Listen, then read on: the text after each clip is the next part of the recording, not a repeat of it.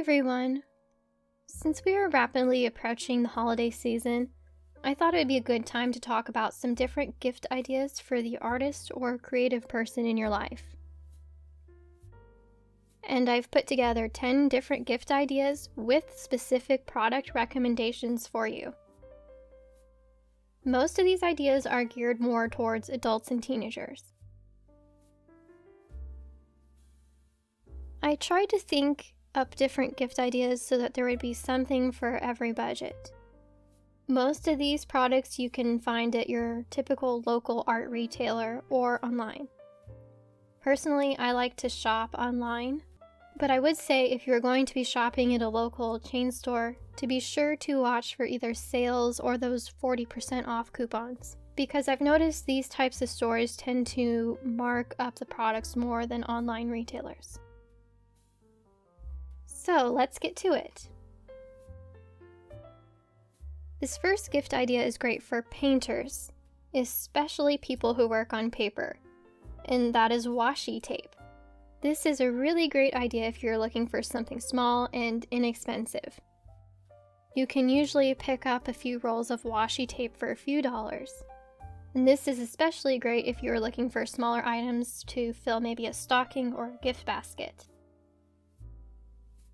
I know I use quite a bit of tape when I paint. It really comes in handy for creating crisp borders or painting straight lines. Now, if you're not familiar, washi tape is low tack and it removes cleanly without tearing the paper underneath, which means it's really great for people who paint in watercolor, gouache, or people who paint with acrylics on paper. You can also get lots of cute patterns and colors, which is especially fun for a gift. Or if you prefer something more straightforward without all the fuss, I really like this washi tape by Scotch for delicate surfaces. I think it's a really good value and there's quite a bit of tape on this.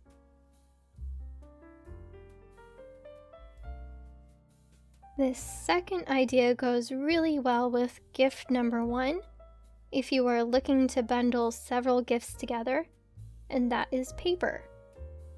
There are so many different kinds of paper in your typical arts and crafts store, it can easily become overwhelming if you don't know anything about it. So I'm going to break this down into 2 parts: paper for painting and paper for drawing. So I'll start with paper for painting on with watercolor, gouache, or acrylic paints. If you are looking to give a more professional quality gift and have a bigger budget, I recommend looking for cotton paper. The budget alternative is cellulose-based, which is basically wood pulp. The cotton paper is going to take the paint a bit easier, and also it's going to be less prone to buckling and tearing. Second thing you need to look at is the weight of the paper, and it's pretty intuitive. The higher the number, the more substantial the paper will be. I use 140-pound paper or 300-gram paper.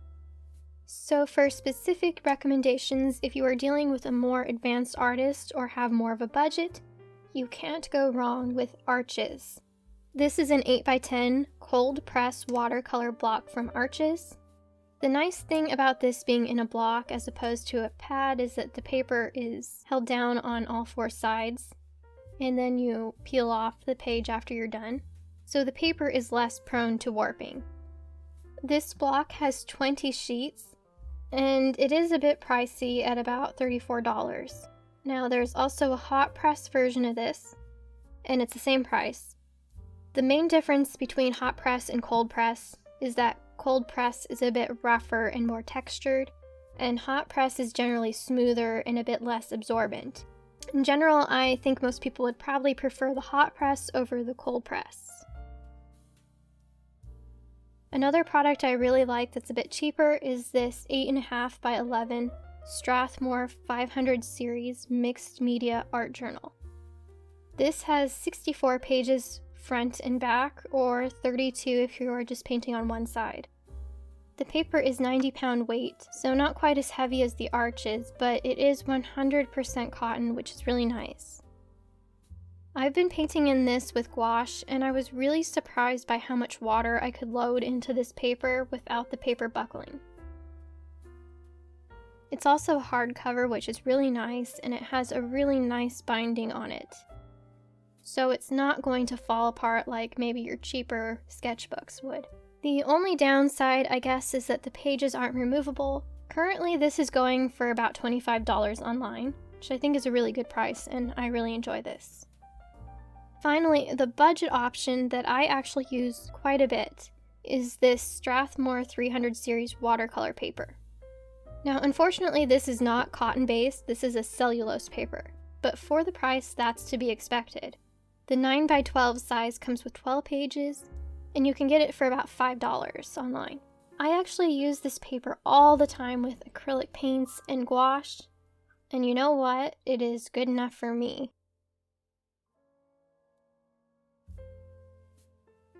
I like to get this big 11x15 pad, and I sometimes cut it up into smaller cards, or I'll do these groupings of paintings together on one sheet. I also like to use this paper for making swatches for reference purposes, because it doesn't really make sense to use expensive paper for that. And it really is a solid economy choice if you don't have the budget for arches, or you are gifting this to someone who is just a beginner. I'm a firm believer that you can make beautiful art with budget materials, and in fact there's sort of a freedom that you get with cheaper art supplies because it takes some of the pressure and worry away. You aren't freaking out as much about wasting or messing up. Moving on to drawing paper, I really love this Strathmore 300 series Bristol drawing paper in the smooth surface option. This paper is so beautifully smooth to the touch. I just love how smooth it is. And I use this paper for drawing with graphite pencils and for colored pencils. It's a really nice heavyweight paper, and it doesn't tear or wrinkle easily. And it's also pretty affordable. This 9x12 pad contains 20 sheets, and it's around $5 online. So this would make a really great gift on its own, or coupled with gift idea number 3 coming up.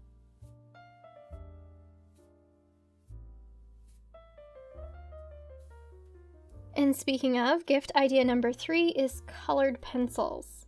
This is a great idea if you are getting a gift for a younger artist especially who's just getting into art, or if you're a parent and you want something a little bit mess-free. I use these from time to time when I'm not in the mood for all the mess and cleanup that painting entails.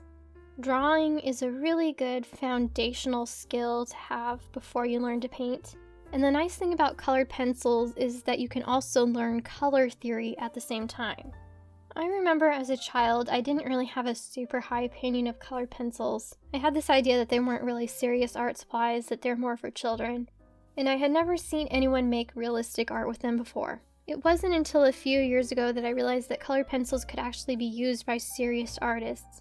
And you can really get beautiful, realistic results. Now, the colored pencils that I recommend are these Prismacolor Premier colored pencils. This set has 36 pencils, which I think is a reasonably good range to work with. You really don't need every single color because you can layer these to create new colors. And this set goes for about $26 online. If you're willing to splurge, I really love these Faber-Castell Polychromos colored pencils. Now these are substantially more expensive than Prismacolor. Right now these are going for about $53 for 36. So yes, these are definitely a luxury item, you can say. And they definitely have gone up in price. I think when I bought these, they were maybe $40. Now, if you aren't familiar with these, this probably sounds really outrageous to you. But when you actually get your hands on these, you can maybe start to understand why they are almost twice as expensive. The main difference is that these are oil-based pencils, whereas Prismacolor is wax-based. So these have a nice buttery feel to them and they blend really nicely. The Polychromos pencils also have a much thicker barrel than Prismacolor, and they don't break as easily as Prismacolor do. Most artists who have used both brands will usually tell you that they prefer Polychromos colored pencils, and that they go farther than Prismacolor. In any case, I enjoy using both of these very much, and I think either one would make a really great gift. And if you do decide to buy a set of either of these, don't forget to pick up gift idea number 4 at the same time. So you may have guessed that gift idea number 4 has something to do with drawing, and you'd be right. When I bought my colored pencils and started using them, I quickly realized I didn't have a pencil sharpener to go with them. I find that electric sharpeners tend to break my art pencils, so I needed a manual sharpener to keep a nice point. This is something that a lot of people may not have on hand because they used mechanical pencils, for example, so it'd be a nice, thoughtful addition or gift on its own. So this is a Prismacolor pencil sharpener, and it's about $6 online. And what can I say, it does the job. It has a nice enclosed cup to capture pencil shavings, so it's really great if you want to throw it in your bag and go. Gift idea number 5.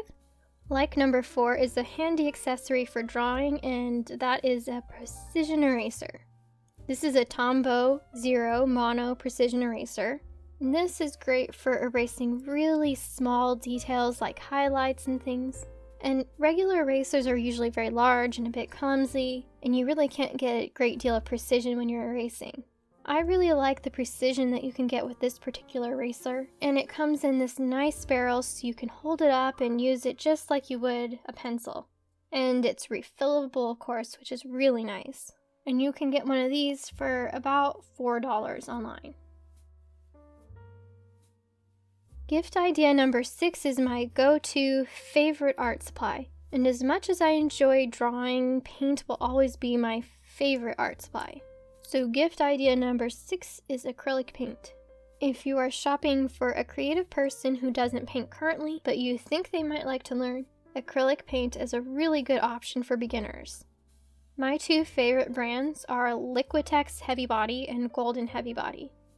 These are both professional grade paints, and I really don't see a whole lot of difference between the two. I really like both of them. As far as price goes, I would say these 2 brands are comparable. These start at around $7 or $8 a tube, and some colors are much more expensive than others. It can become a bit confusing to know which colors to get because some paint lines have hundreds of unique colors. To make it easy, most paint brands sell a basic starter kit with essential colors. At a bare minimum, you should look for a set that contains each of the primary colors plus black and white.